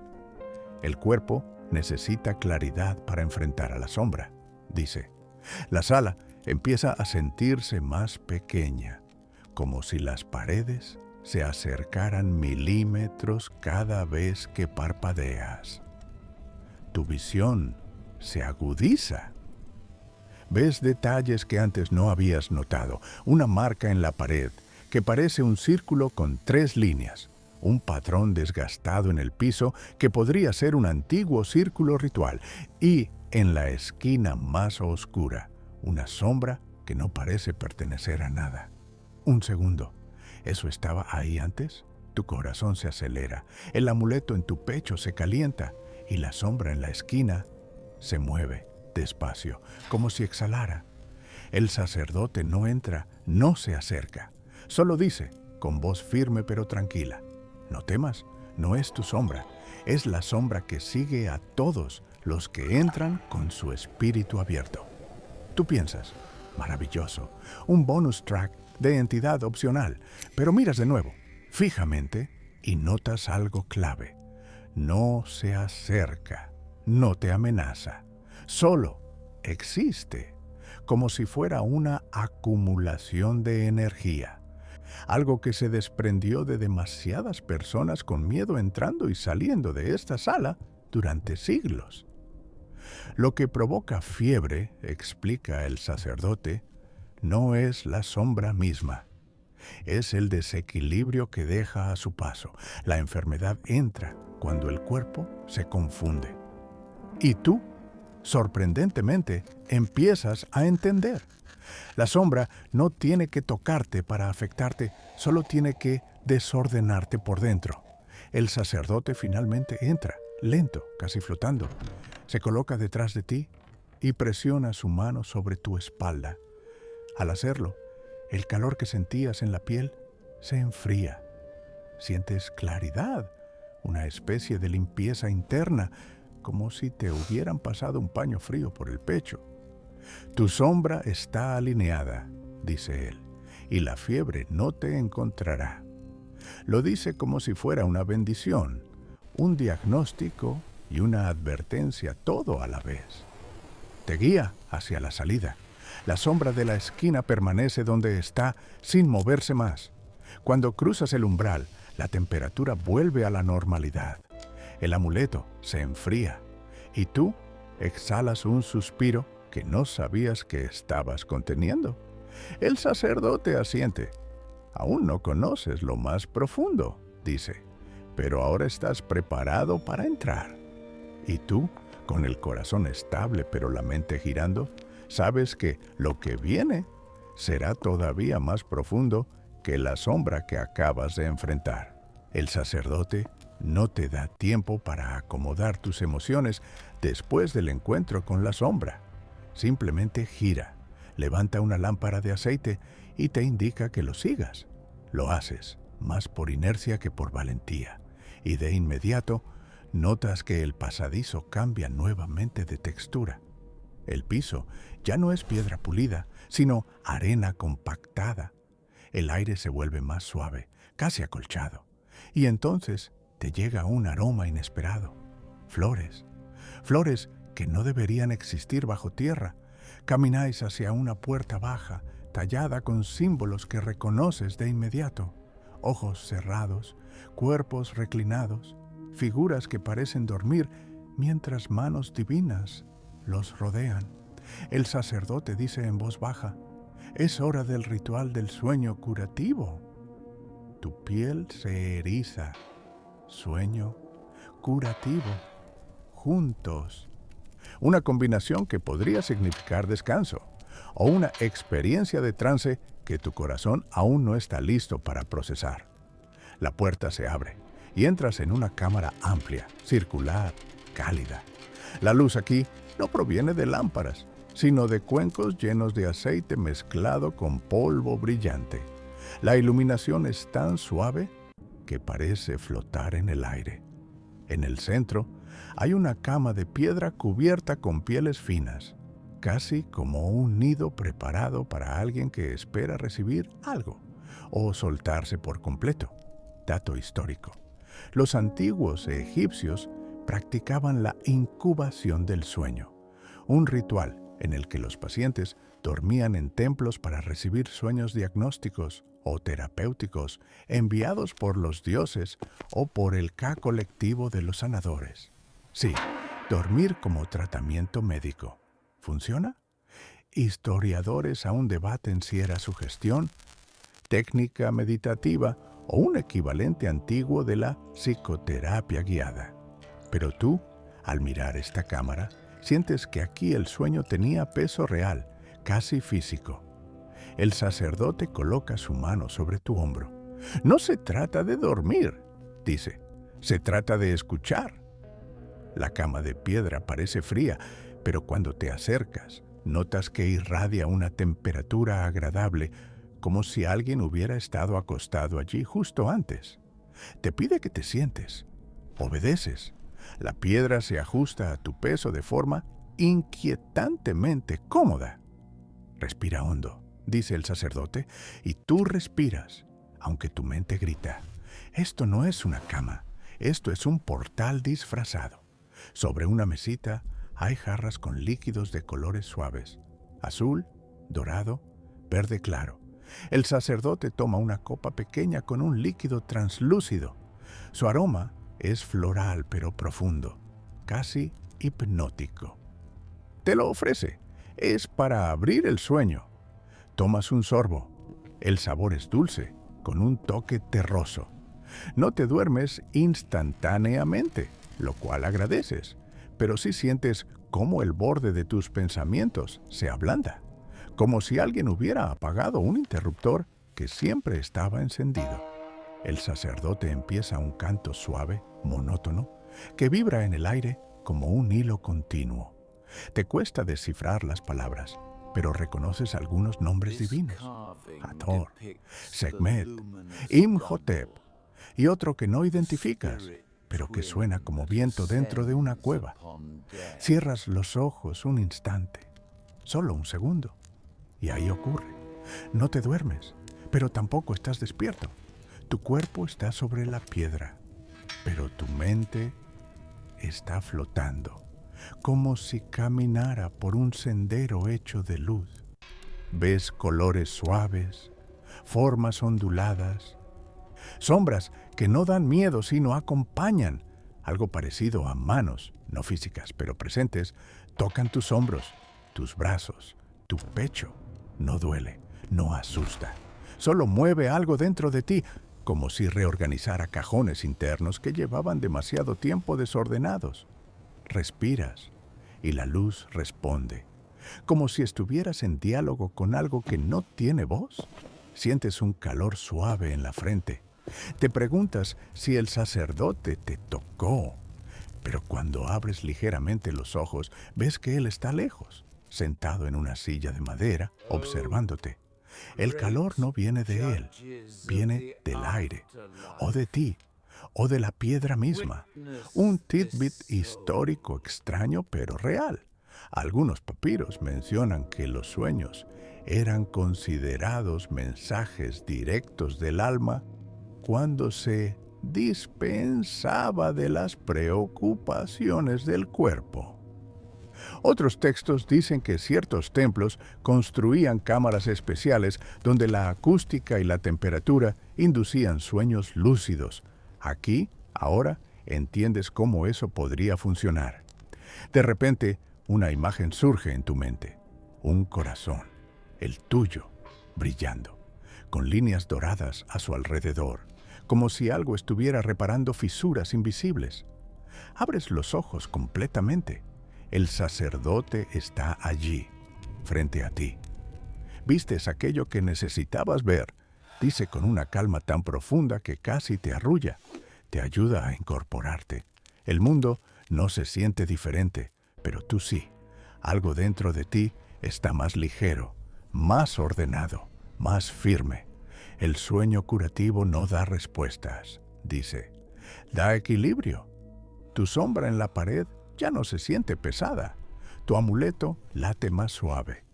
Tu respiración fluye sin resistencia.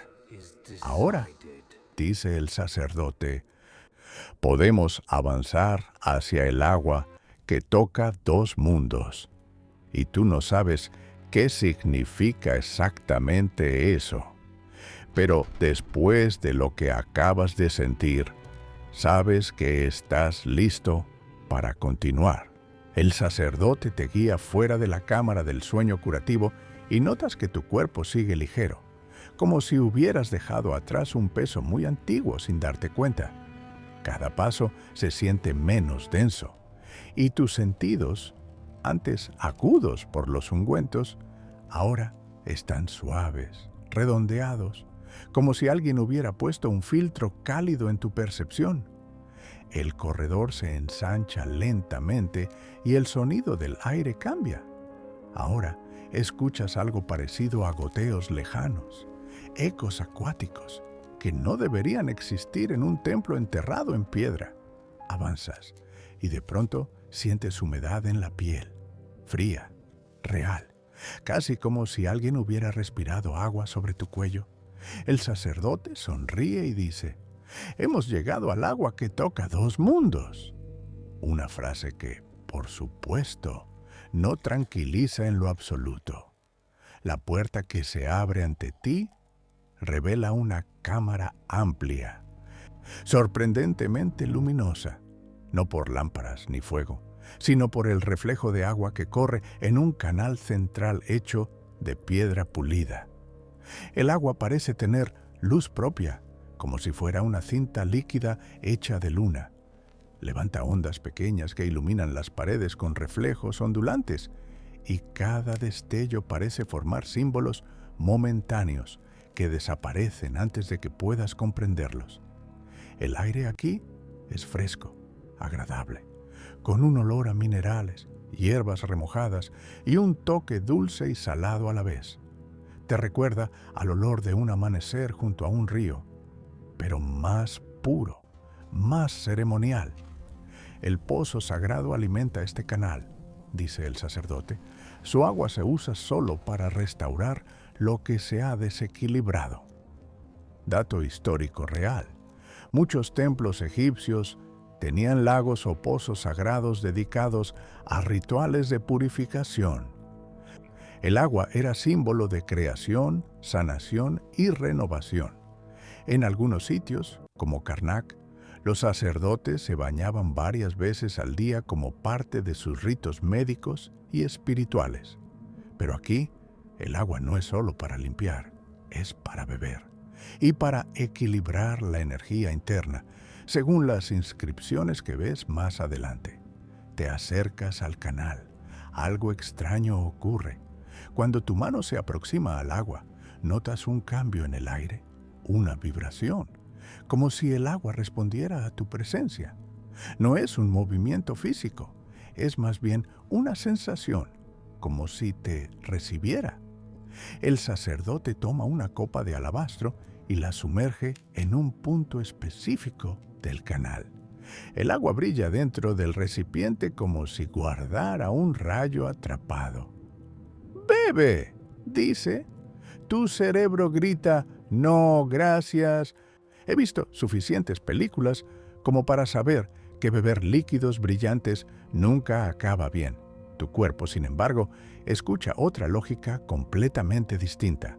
Una lógica impregnada de ungüentos, olores, música y sueños rituales. Y así, llevas la copa a tus labios. El sabor es sorprendentemente suave. Frío primero, luego tibio, luego frío otra vez, como si cambiara para acomodarse a tu boca. Bajas el último sorbo y entonces sucede. Sientes un flujo interno, no doloroso, no invasivo, pero muy presente, como si un río diminuto hubiera empezado a recorrer tu cuerpo desde la garganta hacia el pecho, luego hacia el abdomen, luego hacia las piernas. Cada parte se siente ajustada, como cuando estiras una articulación que llevaba días tensa. Es el agua que toca ambos mundos, dice el sacerdote, el físico y el que no tiene nombre. Tu amuleto se calienta ligeramente, tu visión se afina, pero de forma suave, no aguda como antes. Es un despertar tranquilo. En la pared ves inscripciones que muestran figuras humanas con líneas onduladas atravesándolas, representando flujos vitales. Algunas suben desde los pies hacia la cabeza, otras empiezan en el pecho y se expanden en todas direcciones. Y ahí, junto a ellas, un símbolo repetido, dos manos que sostienen una vasija que derrama agua en dos direcciones opuestas. El sacerdote explica: el agua del pozo tiene dos naturalezas, nutre y despierta.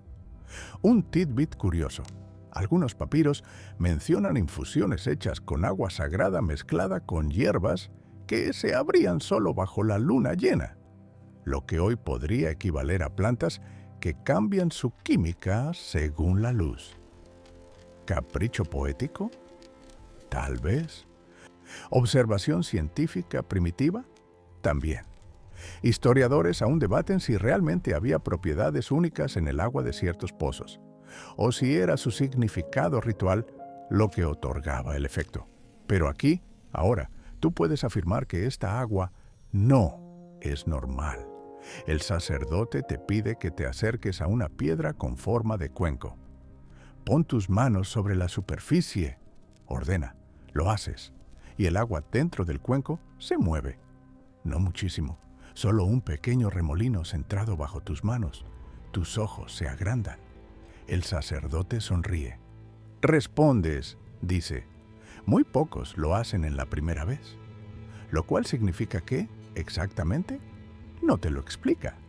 Finalmente, te guía a un nicho donde una inscripción dice: quien bebe del agua doble verá más allá del cuerpo. Tú decides no tomarte eso literalmente porque tu cerebro ya tiene suficiente. El sacerdote te observa largamente, luego declara: el agua te ha equilibrado. Ahora estás preparado para algo mayor. Y tú, aún con la sensación de un río tibio corriendo dentro de ti, avanzas hacia la siguiente puerta, sabiendo que algo profundo en tu interior acaba de alinearse de una manera que ni tú ni el mundo moderno pueden explicar con palabras.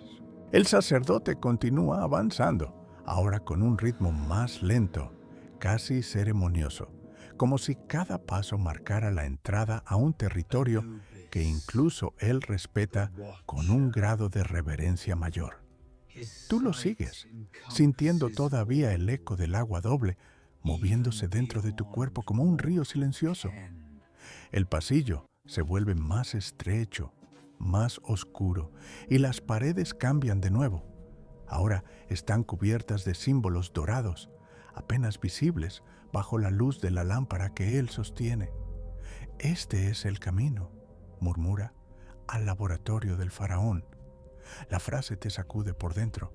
Hasta ahora has visto salas secretas, rituales escondidos, herramientas médicas que parecen mezclas de ciencia y magia. Pero todo eso formaba parte del templo. Esto es distinto. Esto suena a un nivel más alto. Un acceso restringido incluso entre los sacerdotes. La puerta al final del pasillo no es de piedra, sino de madera negra, pulida hasta reflejar tu rostro, distorsionado, alargado, como si tu propia imagen estuviera siendo estirada hacia atrás. El sacerdote coloca su mano sobre un disco dorado incrustado en la puerta. Un clic suave, un movimiento mecánico imposible para su antigüedad, y la puerta se abre dejando escapar un aroma poderoso. Resina quemada, minerales calientes, algo que recuerda al metal fundido, y un toque dulce, familiar, casi como el olor del aceite solar de antes, pero más intenso. Entras. La sala es amplia, casi circular, con una cúpula tallada en piedra caliza que refleja la luz en patrones geométricos. Pero lo que te deja sin aliento no es la arquitectura, es la mesa central. Una gran superficie de granito rojo cubierta de frascos, instrumentos, cuencos, discos metálicos, piedras pulidas, pequeñas lámparas y pergaminos extendidos llenos de símbolos incomprensibles. Cada objeto parece estar en su lugar exacto, como si mover uno solo desordenara un equilibrio esencial. El laboratorio del faraón, dice el sacerdote, donde se mezclaban medicinas para la sangre real. Tu respiración se acelera un poco. La idea de que estás a punto de conocer los remedios exclusivos del regente más poderoso de la antigüedad es emocionante, inquietante y extrañamente honorífica. Dato histórico real. Bienvenido a algo racional por un segundo. Los faraones tenían recetas exclusivas, registros médicos privados y médicas propias conocidas como las mujeres del harén del dios. Sus tratamientos incluían combinaciones raras, perfumes sagrados, aceites caros y hierbas importadas desde lugares lejanos del imperio. Pero lo que ves aquí no son simples cosméticos, son fórmulas. El sacerdote recoge uno de los pergaminos. Está escrito con tinta roja y negra, con símbolos que parecen moverse bajo la luz. Esta es la receta de la cura de luz, dice suavemente. Ah, sí, esta es la parte del bullet, la polémica cura de luz. Fue usada solo para 3 faraones, explica, y prohibida después. Tú tragas saliva. ¿Por qué prohibida? No haces la pregunta. A estas alturas ya aprendiste que las respuestas vienen cargadas. El sacerdote toma un cuenco de oro con interior de obsidiana. Lo levanta para que lo veas. El contenido parece agua, pero brilla como un rayo atrapado en la noche. Este es el preparado base. Tú das un paso atrás. No por miedo, bueno, sí un poco, sino porque la luz dentro del cuenco parece moverse hacia ti, como si te reconociera desde el agua sagrada que bebiste antes. Está vivo, susurra sin pensar. El sacerdote asiente. La cura de luz no cura heridas ni huesos, dice.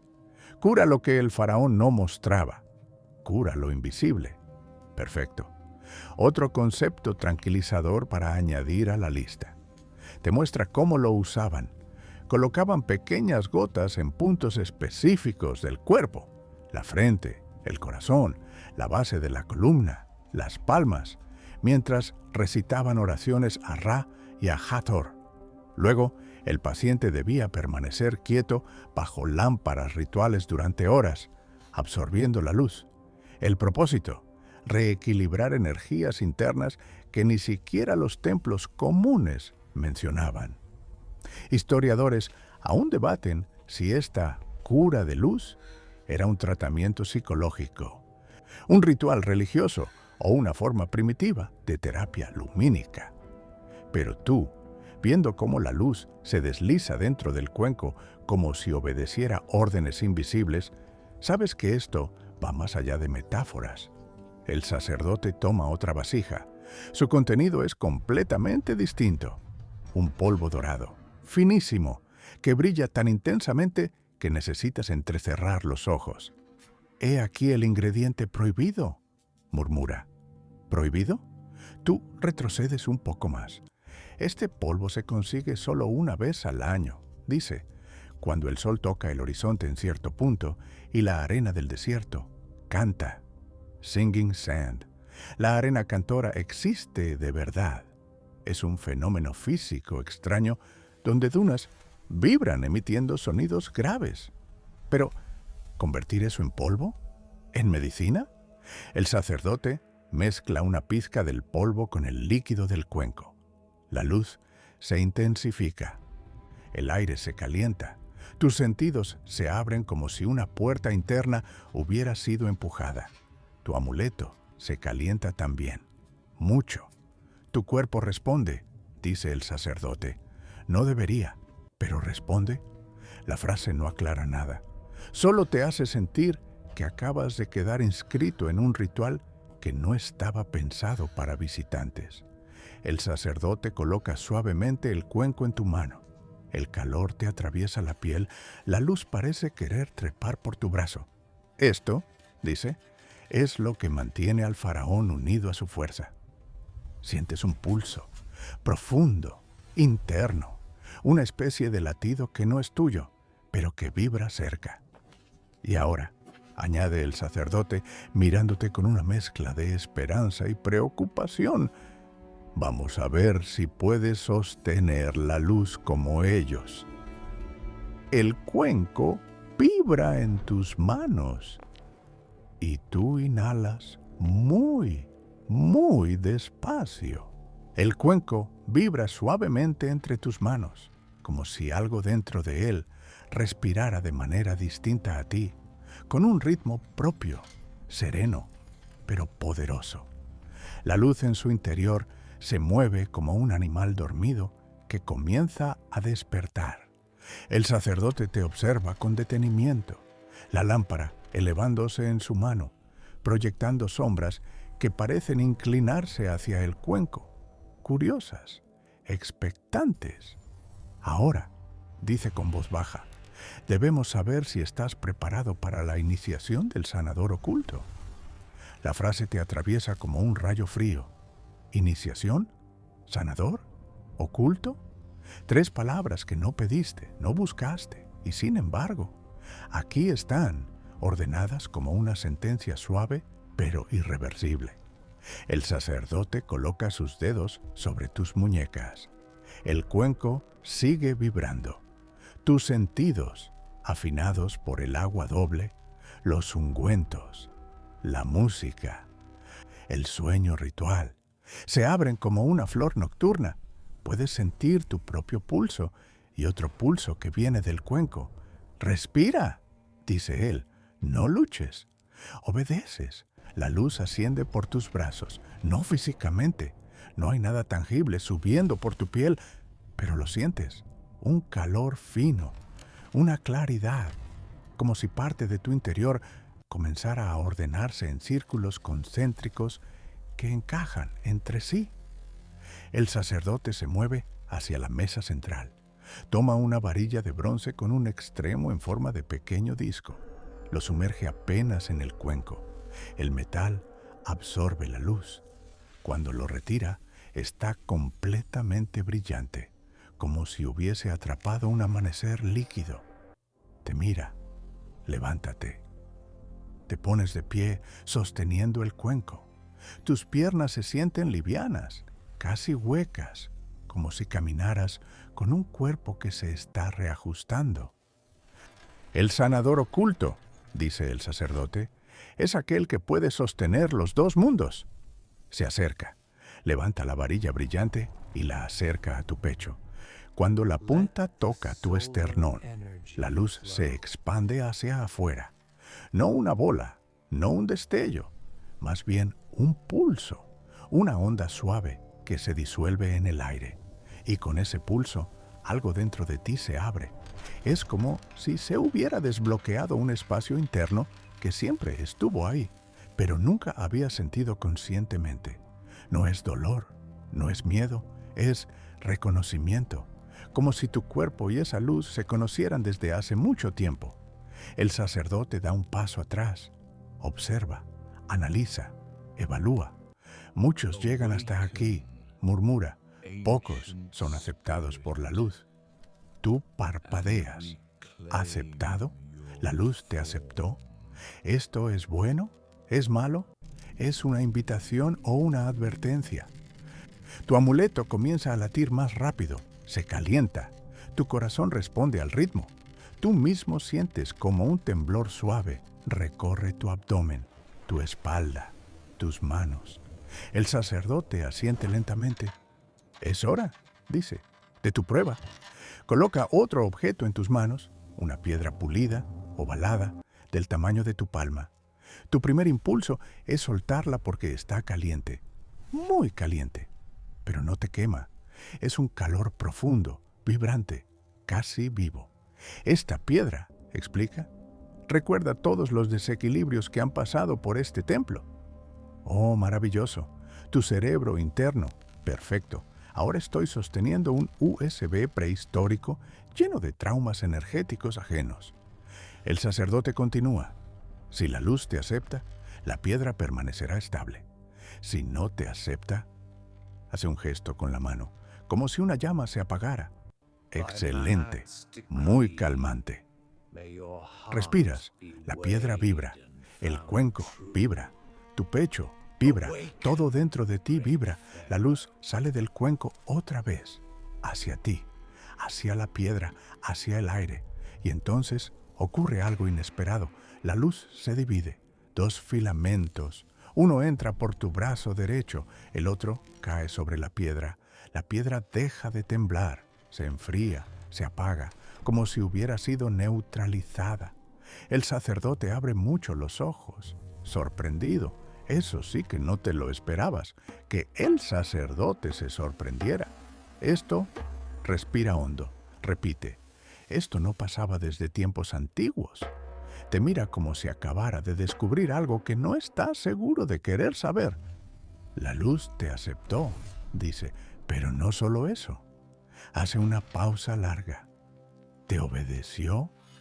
Sientes un escalofrío que te recorre la columna entera, no de miedo exactamente, más bien de comprensión profunda de que ya no eres el mismo que entró en el templo. El sacerdote coloca sus manos en tus hombros. Ahora, declara con voz solemne, estás listo para la fórmula que sobrevive a la muerte. ¿La fórmula qué? ¿Sobrevive qué? Tus ojos se agrandan, tu corazón late, pero el sacerdote ya está caminando hacia la siguiente puerta.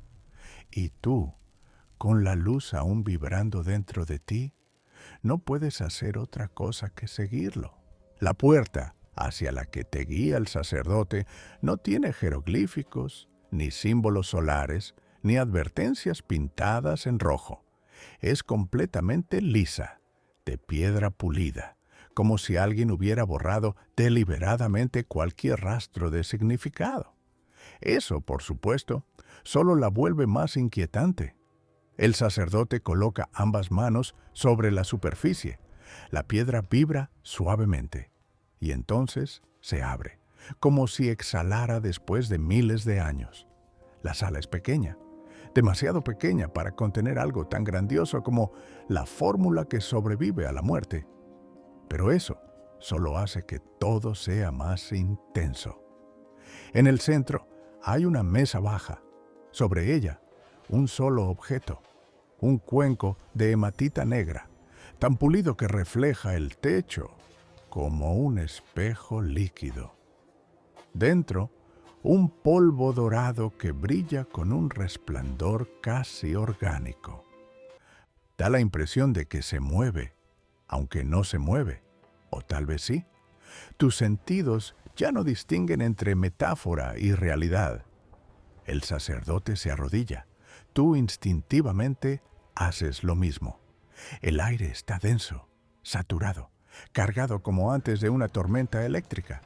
Tu amuleto late rítmicamente, como si quisiera saltar de tu pecho y caer en el cuenco.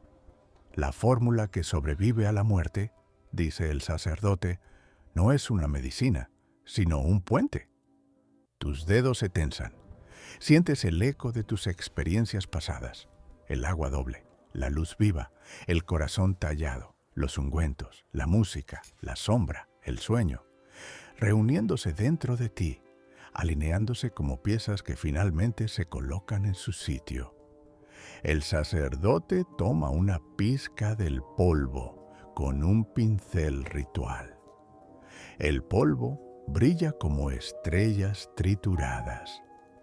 Esta mezcla se usaba para preservar no solo órganos, sino memorias, para vincular el cuerpo del faraón con su ren, su nombre eterno, para que lo que él era nunca pereciera. Te mira. Su expresión es distinta, no solemne, no pedagógica, humana, casi vulnerable. Pero lo que muy pocos saben, continúa, es que esta fórmula no actúa sola. Necesita un portador, un sanador capaz de sostener tanto vida como tránsito. Tú tragas saliva. ¿Tránsito? ¿Entre qué y qué? El tránsito del espíritu, explica él, adivinando tu pregunta. La vida no termina, solo cambia de forma, y esta mezcla preserva ese cambio. Historiadores aún debaten si los egipcios realmente buscaban inmortalidad espiritual literal, o si este lenguaje era simbólico. Pero aquí, ahora, observando cómo el polvo dorado parece reorganizarse en patrones circulares sin que nadie lo toque, notas que los debates académicos no capturan la realidad completa. El sacerdote te indica que acerques tus manos. Tu primer impulso es decir no. Tu segundo impulso también, pero algo dentro de ti, esa luz que te obedeció en el laboratorio, ese eco del agua en tus venas, esa sombra que no te tocó, ¿ya tomó la decisión? Colocas tus manos sobre el cuenco, sin tocar el polvo, solo sobre el aire, y ocurre. El polvo asciende, planea, flota hacia tus palmas como si un campo invisible lo estuviera atrayendo. No arde, no enfría, no duele, solo vibra. Una vibración profunda, armoniosa, como una canción sin sonido. Ves imágenes, no tus recuerdos.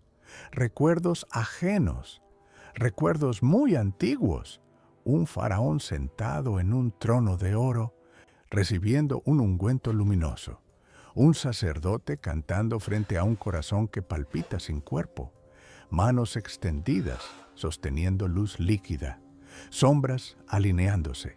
Agua corriendo hacia adentro y hacia afuera de un cuerpo que no es el tuyo.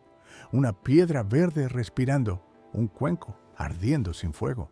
Y una figura de luz que sostiene dos mundos como si fueran vísceras de energía. De pronto entiendes, no con palabras, con certeza instintiva, la fórmula no sobrevive a la muerte. La fórmula conecta, preserva, acompaña. Es un puente entre memoria, cuerpo y espíritu, un mapa, una guía. El sacerdote coloca su mano sobre tu espalda, exactamente en la zona donde sentiste vibración durante la iniciación. Ahora lo sabes, dice con suavidad. La luz del polvo se apaga, las imágenes se desvanecen. Solo queda un eco suave dentro de ti. Eres el primer iniciado en generaciones que sostiene la fórmula sin fractura. murmura él. ¿Fractura? No preguntas, no necesitas. Te sientes distinto, como si alguien hubiera alineado tus huesos metafóricos, como si algo te hubiera reconocido y ajustado. El sacerdote se inclina ante ti. Nunca antes lo hizo, y ese gesto pesa más que cualquier ritual. Has llegado al final, dice, pero ahora entiendes que los finales nunca son finales. Te levantas lentamente. La sala parece más grande, más silenciosa, más luminosa, como si todo hubiera estado esperando este momento. El sacerdote abre la puerta para ti. La luz del templo entra. Tú das un paso y la fórmula que sobrevive a la muerte late dentro de tu pecho. Ahora, mientras te alejas lentamente de la cámara final, la luz del templo se vuelve más suave, más cálida, más distante. Sientes que el aire que antes vibraba con tanta intensidad empieza a calmarse, como si cada una de las alas que cruzaste se relajara ahora que tu camino está completo. No hay prisa en tus pasos, no hay peso en tus hombros, solo una calma profunda que se extiende desde tu pecho, donde aquella luz, esa que te aceptó, todavía respira con un ritmo tranquilo. El sacerdote camina a tu lado, pero ya no necesita su guía. El templo, que antes parecía inmenso, misterioso, casi intimidante, ahora se reduce a un murmullo, un eco amable que acaricia tus sentidos. Las sombras ya no se alargan, los pasillos ya no susurran. Todo se aquieta como un cuerpo que entra lentamente en sueño. Respiras hondo, el aire es tibio, envolvente, y cae sobre ti como una manta invisible. Los sonidos se amortiguan, las luces se atenúan, cada paso se vuelve más lento y más ligero. Quizá es la fórmula, o la música que aún vibra en tu memoria, o el río interno del agua doble, o quizá es solo tu cuerpo diciendo que ya es tiempo de descansar. Sea lo que sea, deja que te lleve. No luches contra la sensación. Permite que todo lo aprendido esta noche se asiente, se acomode, se guarde en tu interior como un tesoro suave y silencioso. Imagina ahora el templo alejándose, no desapareciendo, sino quedando allí, en un rincón profundo de tu mente, listo para abrirse si algún día necesitas volver. Todo está en calma, todo está quieto, todo está bien. Cierra los ojos, respira despacio y duerme profundo.